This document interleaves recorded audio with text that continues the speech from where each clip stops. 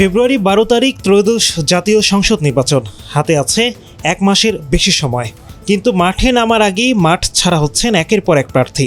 স্বতন্ত্র প্রার্থী হিসেবে মনোনয়ন জমা দেওয়া বিএনপির অন্তত 50 জন বিদ্রোহী প্রার্থীর মনোনয়ন বাতিল করেছে নির্বাচন কমিশন। নির্বাচন কমিশনের তথ্য অনুযায়ী বেশিরভাগ প্রার্থীর মনোনয়ন বাতিল হয়েছে 1% ভোটারের স্বাক্ষরে গরমিল থাকার কারণে, যা স্বতন্ত্র প্রার্থীদের জন্য বাধ্যতামূলক। মনোনয়ন যাচাই বাছাই চলেছে 4 জানুয়ারি পর্যন্ত। বাতিল হওয়া প্রার্থীরা 5 থেকে 9 জানুয়ারির মধ্যে আপিল করতে পারবেন, আর সব প্রক্রিয়া শেষে 20 জানুয়ারি চূড়ান্ত প্রার্থী তালিকা ঘোষণা করা হবে। নারায়ণগঞ্জ 1 আসনে স্বতন্ত্র প্রার্থী যুবদল নেতা মোহাম্মদ দুলালের মনোনয়ন বাতিল করা হয়েছে। 1% ভোটারের স্বাক্ষর যাচাই বাছাইয়ের সঠিক তথ্য না পাওয়ায় তার মনোনয়ন বাতিল করা হয়।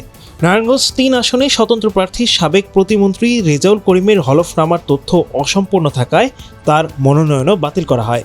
এছাড়া নারায়ণগঞ্জ 5 আসনে স্বতন্ত্র প্রার্থী বিএনপিপন্থী ব্যবসায়ী আবু জাফর আহমেদ বাবুল এবং মহানগর বিএনপির আহ্বায়ক সাখাওয়াত হোসেন খানের মনোনয়ন বাতিল হয়েছে।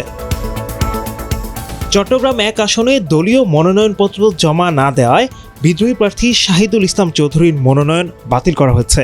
চট্টগ্রাম 5 আসনে স্বতন্ত্র প্রার্থী বিএনপির কেন্দ্রীয় কমিটির সাবেক উপকোষাধ্যক্ষ SM ফজলুল হক এবং সাবেক হুইপ ওয়াহিদুল আলমের মেয়ে স্বতন্ত্র প্রার্থী ব্যারিস্টার শাকিলা ফারজানার মনোনয়ন 1% ভোটারের স্বাক্ষরে গরমিল পাওয়ায় বাতিল করা হয়েছে। এছাড়া চট্টগ্রাম 11 আসনে বিএনপির বিদ্রোহী প্রার্থী AKM আবু তাহেরের মনোনয়ন CIB প্রতিবেদনের ঋণ খেলাপি হিসেবে চিহ্নিত হয় বাতিল করা হয়। যশোর 1 আসনে বিএনপির 2 বিদ্রোহী প্রার্থী সাবেক MP মফিকুল ইসলাম তৃপ্তি এবং শার্শা উপজেলা বিএনপির সভাপতি আবুল হাসান জহিরের মনোনয়ন বাতিল করা হয়েছে। দলীয় মনোনয়নপত্র জমা না দেওয়ায় মফিকুল ইসলাম তৃপ্তির এবং 1% ভোটারের স্বাক্ষরে ত্রুটি থাকায় আবুল হাসান জহিরের মনোনয়ন বাতিল হয়।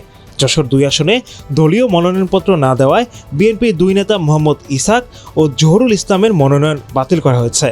একই আসনে স্বাক্ষর ও TIN সংক্রান্ত তথ্যের ঘাটতির কারণে বিএনপি মনোনীত শামসুল হকের মনোনয়নও বাতিল করা হয়। যশোর 4 আসনে বিএনপি মনোনীত প্রার্থী TS আইয়ুব এবং বিএনপির বিদ্রোহী স্বতন্ত্র প্রার্থী অ্যাডভোকেট সৈয়দ AH সাবিরুল হক সাবুর মনোনয়ন বাতিল হয়েছে। এদিকে গাজীপুর 2 আসনে শ্রমিক দলের কেন্দ্রীয় নেতা সালাউদ্দিন সরকার, মুন্সিগঞ্জ 1 আসনে কেন্দ্রীয় বিএনপি নেতা মীর শফারত আলী সপু এবং মুন্সিগঞ্জ 3 আসনে জেলা বিএনপির সদস্য সচিব মহিউদ্দিন কারো মনোনয়নপত্রই টিকেনি। এছাড়া সিলেট 2 আসনে ইলিয়াস আলীর ছেলে আবরার ইলিয়াসের মনোনয়ন বাতিল হয়েছে, তবে বিএনপির প্রার্থী হিসেবে বৈধতা পেয়েছেন ইলিয়াস আলীর সহধর্মিণী তাহসিনা রুশদীর লোনা। শুধু বিএনপির বিদ্রোহী প্রার্থীরাই নয়, এরই মধ্যে জামায়াত ইসলামীর সহকারী সেক্রেটারি জেনারেল হামিদুর রহমান আজাদ, নাগরিক ঐক্যের সভাপতি মাহমুদুর রহমান মান্না, CPBর সাধারণ সম্পাদক আবদুল্লাহ কাফি, জাতীয় পার্টির আনিসুল ইসলাম মাহমুদেরও মনোনয়ন বাতিল করা হচ্ছে। ঢাকা মহানগরের 20টি সংসদীয় আসনে মোট 238 জন প্রার্থী মনোনয়নপত্র জমা দিয়েছেন। এর মধ্যে 161 জনের মনোনয়ন বৈধ ঘোষণা করা হয়েছে, 81 জনের মনোনয়ন বাতিল করা হয়েছে এবং 1 জনের মনোনয়ন স্থগিত রাখা হয়েছে। মনোনয়ন যাচাই বাছাই বাতিল হওয়া প্রার্থীদের বিষয়ে নির্বাচন কমিশন জানিয়েছে, রিটার্নিং কর্মকর্তারা যেসব কারণ দেখিয়ে মনোনয়ন বাতিল করেছেন, আপিলে সেগুলো পরীক্ষা করা হবে। যদি দেখা যায় বাতিলের কারণ আইনসম্মত নয়, তাহলে আইন অনুযায়ী মনোনয়ন গ্রহণ করা হবে। নির্বাচন কমিশনের আইন অনুযায়ী হলফনামায় মিথ্যা তথ্য প্রদান, লাভজনক পদে থেকে নির্বাচন করা, স্বতন্ত্র প্রার্থীদের স্বাক্ষর সংক্রান্ত জটিলতা, দ্বৈত নাগরিকত্ব বা ঋণ খেলাপি হলে রিটার্নিং কর্মকর্তা প্রার্থীর মনোনয়নপত্র বাতিল করতে পারেন।